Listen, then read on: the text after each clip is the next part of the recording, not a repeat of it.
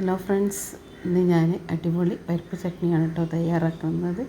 അതിനായി ഒരു കുക്കറിൽ ആവശ്യത്തിനുള്ള പരിപ്പെടുത്ത് അതിലേക്ക് ആവശ്യത്തിനുള്ള വെള്ളം ഒഴിച്ച് അല്പം ഉപ്പ് മഞ്ഞൾപ്പൊടി ചേർത്ത് അടിച്ചിട്ട് നന്നായി ഒന്ന് വേവിച്ചെടുക്കാം.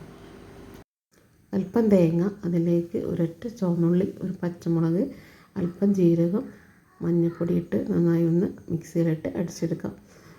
3 വിസിൽ വന്നതിന് ശേഷം നമുക്ക് കുക്കറൊന്ന് ആവി പോക്കി തുറന്ന് നോക്കാം.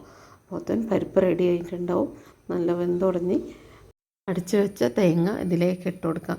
ഇത് നന്നാക്കി ഒന്ന് മിക്സാക്കാം. നന്നായി മിക്സാക്കിയതിന് ശേഷം അതൊന്ന് ചൂടാക്കിയെടുക്കാം. ഒന്ന് തിളച്ച് വരുമ്പോൾ അതൊന്ന് ഓഫാക്കാം. ഇതേപോലെ ഒന്ന് തിളച്ച് വരുമ്പോൾ അതൊന്ന് ഓഫാക്കി വെക്കാം. നമുക്ക് പരിപ്പൊന്ന് വറവിട്ടെടുക്കാം. അതിനായി ഒരു പാൻ വെച്ച് അതിലേക്ക് അല്പം വെളിച്ചെണ്ണ ഒഴിച്ച് കടുക് ഇട്ട് കരിവേപ്പിനിട്ട് അതൊന്ന് വറവിട്ടെടുക്കാം. അതിലേക്ക് ഒഴിച്ചു കൊടുത്ത് നന്നാക്കി ഒന്ന് മിക്സാക്കി എടുക്കണം. അടിപൊളി പരിപ്പ് ചട്നി റെഡി. ഇത് നെയ്ച്ചോറിലേക്കൊക്കെ അടിപൊളിയാണ് കേട്ടോ. എല്ലാവരും ഒന്ന് ട്രൈ ചെയ്ത് നോക്കുക. ഈ ചാനൽ സബ്സ്ക്രൈബ് ചെയ്യുക, ലൈക്ക് ചെയ്യുക.